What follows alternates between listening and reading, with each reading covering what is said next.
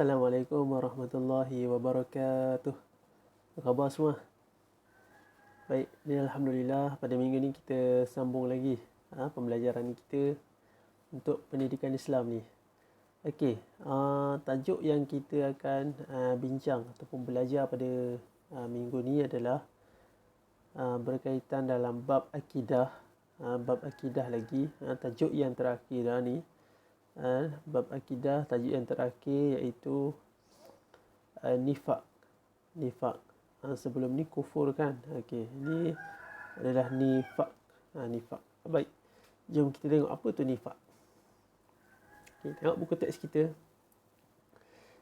Okey, buku teks kita. Apakah maksud nifak? Baik.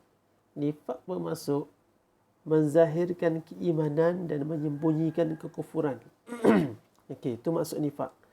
Menzahirkan keimanan dan menyembunyikan kekufuran. Okey. Faham ke?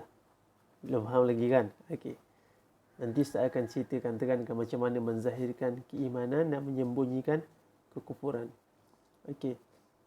Baik, hukum nifak adalah haram kerana Allah memberikan ancaman terhadap golongan munafik. Okey, Allah memberikan ancaman kepada golongan munafik. Ya, apa kata Allah? A'udzubillahi minasyaitonirrajim. Innal munafiqina fid darkil asfali minan nar. Maksudnya sesungguhnya orang-orang munafik itu ditempatkan pada tingkatan yang paling bawah daripada lapisan neraka. Okey. Nabi Muhammad sallallahu alaihi wasallam juga telah menyatakan ciri-ciri orang yang munafik ini dengan jelas. Sabda Nabi sallallahu alaihi wasallam dalam satu hadis, Nabi beritahu, apa kata Nabi? Daripada Abu Hurairah radhiyallahu anhu bahawa Nabi sallallahu alaihi wasallam bersabda, tanda orang munafik ni ada tiga. Ada tiga. Okey. Apa dia? Apabila dia bercakap, dia berdusta. Apabila dia bercakap, dia berdusta. Itu satu. Yang kedua, apabila dia berjanji, dia mungkiri. Apabila dia berjanji, dia mungkiri. Itu dua. Yang ketiga, apabila diberikan sesuatu amanah, dia khianat. Apabila diberikan sesuatu amanah, dia khianat. Itu yang ketiga. Okey. Jadi ada berapa Nabi beritahu tadi? Nak tahu tanda orang munafik ni ada tiga. Okey, apabila dia berjanji, dia mungkiri. Apabila dia bercakap, dia berdusta. Dan apabila diberikan sesuatu amanah ataupun tugas ataupun tanggungjawab, dia khianat. Okey, jadi itu adalah tanda-tanda orang munafik. Jadi faham tak apa maksud nifak tadi tu? Nifak tu munafik lah. Kita kata satu sifat yang ada dalam diri manusia. Sifat nifak ataupun gelaran kepada orang yang ada sifat nifak ni adalah orang munafik. Munafik ni maksudnya daripada segi luaran dia tu kita nampak dia ni macam Islam, mengamalkan agama Islam, tapi dalam hatinya rupanya dia ni sebaliknya, dia macam berpura-pura saja. Berpura-pura, ataupun dalam bahasa modennya kita kata hipokrit lah dia ni. Depan tunjuk baik tapi sebenarnya tak. Dia terpaksa buat begitu. Sebenarnya tak nak pun buat macam tu. Dia menipu saja lah. Menipu. Pura-pura saja dia ni. Okey. Okey. Jom. Okey, nifak ni ada dua.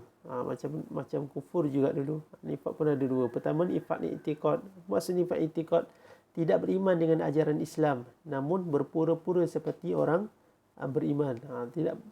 Tidak beriman dengan ajaran Islam, tapi berpura-pura seperti beriman dengannya. Dia ni dia kata dia masuk Islam, dia ikut Islam, tapi rupanya tak. Dia berpura-pura saja. Dia menipu. Dia menipu menjadi seorang Islam, padahal dia ni tak ikut Islam pun. Pada zahirnya dia ni macam orang Islam, tapi dalam hati dia tak beriman pun dengan Allah. Dia tak percaya pun dengan apa yang Nabi bawa. Okey, yang kedua, nifak amalan. Okey, apa maksud nifak amalan? Macam yang Nabi bagi tahu tadi. Dia berdusta. Bila dia berkata-kata, dia berdusta. Ni ciri-ciri nifak. Ciri-ciri nifak. Kemudian memungkiri janji. Dah berjanji tapi tak tunaikan. Ini pun ciri-ciri seorang yang munafik. Ada sifat nifak. Yang ketiga, mengkhianati amanah. Khianat amanah yang diberikan. Ini pun nifak juga pada amalan. Okey. Baik. Apa faktor yang mendorong kepada nifak? Apakah penyebab yang mendorong kepada berlakunya nifak ni? Pertama, kelemahan iman, kerana selalu melupakan Allah Subhanahu wa taala. Lemah iman. Itu memang sudah pastilah. Okey, yang kedua, tidak jujur dan mudah melakukan khianat. Tak jujur dan mudah melakukan khianat. Yang ketiga, kurang bersyukur dengan nikmat yang dikurniakan oleh Allah Subhanahu wa taala. Dia kurang bersyukur, dia tak bersyukur dengan nikmat apa yang Allah bagi. Dah bagi amanah tapi tak bersyukur, masih lagi nak khianat. Yang keempat, haloba dengan keduniaan sehingga sanggup melakukan kezaliman. Haloba ni tamak lah. Tamakkan dunia. Tak cukup dengan apa yang dia ada, dia dapat, dia nak lebih lagi sehingga sanggup mungkir janji dia. Sehingga sanggup berdusta dengan kata-kata dia. Sehingga sanggup apa lagi? Khianat apa yang telah diamanahkan kepadanya.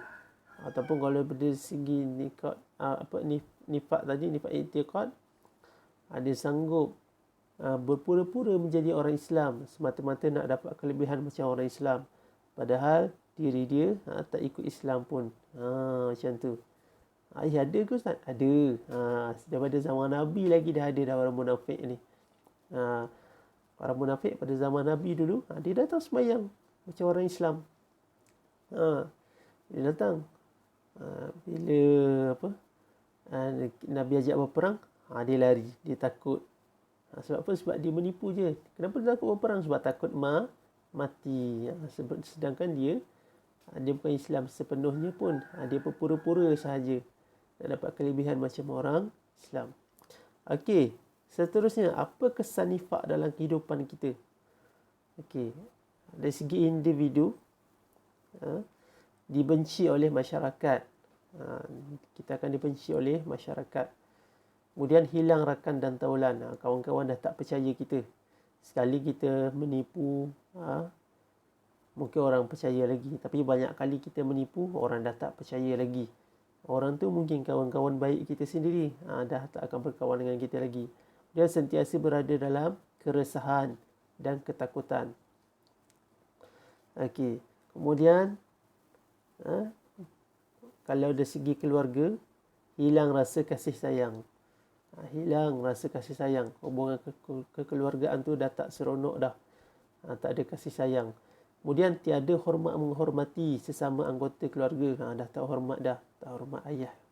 Tak hormat siapa lagi? Ibu. Adik-beradik kita. Kan? Timbul perasaan curiga. Masing-masing nak mencari salah masing-masing. Abang nak cari salah adik. Adik nak cari salah ayah. Masing-masing dah tak ada perasaan kepercayaan tu dah tak ada. Sekali kita dah menipu, orang pun dah tak akan percaya. Sedangkan ahli keluarga kita pun dah tak boleh percaya. Apatah lagi orang luar. Orang luar, masyarakat di sekeliling kan. Okey. Kemudian, kalau pada masyarakat melemahkan perpaduan. Perpaduan dan kesatuan. Umat Islam akan jadi lemah lah. Kalau kita ada sifat-sifat nifak dalam diri kita. Lemah. Kemudian sentiasa berbalah dan bergaduh. Berbalah dan bergaduh ni dah sebati dah dalam masyarakat. Hari ni pun dah banyak kita bergaduh. Benda yang remeh-temeh kita bergaduh kan. Ini apatah lagi kalau benda yang dah dijanjikan tapi tak buat. Orang marah lah. Orang marah lah kan. Dah diberikan amanah. tapi tak jaga amanah tersebut kan, dia langgar amanah ke, pecah amanah dan sebagainya kan, dia khianat. Kemudian hilang nilai dan akhlak bermasyarakat. Masyarakat dah tak ada, kita kata akhlak yang baik lah. Masyarakat pun dah tak pandang lagi dia. Kalau dulu dia mungkin dihormati, sekarang dah tak lagi. Mungkin dia akan dihina ataupun dipulaukan. Orang sudah tidak percayakan dia lagi. Kemudian dari sudut negara, apa akan berlaku kalau ada manusia yang bersifat nifak begini? Berlaku jenayah, penindasan dan kezaliman. Kemudian umat Islam, umat mundur dan lemah. Umat Islam menjadi mundur dan lemah. Memang sudah pastilah. Kemudian mudah dikuasai dan dijajah. Sebab apa? Sebab dah tak ada kesatuan lagi. Masing-masing dah tak percaya sesama sendiri. Kalau bercakap pun orang susah nak percaya. Walaupun dia dah kata dia berubah, kan? Dia dah kata dia berubah, dia betul-betul dah tak menipu dah, tapi orang tetap lagi sangsi, orang tetap lagi macam susah mau percaya, kan? Betul-betulkah dia ni berubah ataupun macam dia masih lagi pura-pura tu, kan? Jadi masing-masing tidak ada kepercayaan di antara sesama sendirilah. Okay. Baik. Jadi nifak ni satu benda yang sangat bahayalah. Sangat bahaya yang perlu kita jauhi. Yang perlu kita jauhi daripada diri kita, dalam keluarga kita dan juga masyarakat kita. Umpamanya kalau kita di sekolah, kalau kita diberi amanah apa-apa, contoh jadi guru kelas, ketua kelas, pengawas dan sebagainya. Kalau kita sendiri juga yang buat ataupun kita tak jalankan amanah dengan baik, maksudnya kita khianatlah dengan amanah yang kita bagi. Kan? Boleh mendatangkan sifat-sifat nifak dalam diri kita. Sama juga dengan berjanji. Kalau kita berjanji tapi tak juga tunaikan, boleh mendatangkan sifat nifak dalam diri kita. Dan sifat nifak ni dalam Islam adalah tidak dibenarkan. Tidak dibenarkan. Okey, dan kalau ada sifat ni dalam diri kita, mohonlah ampun pada Allah, minta maaf pada manusia.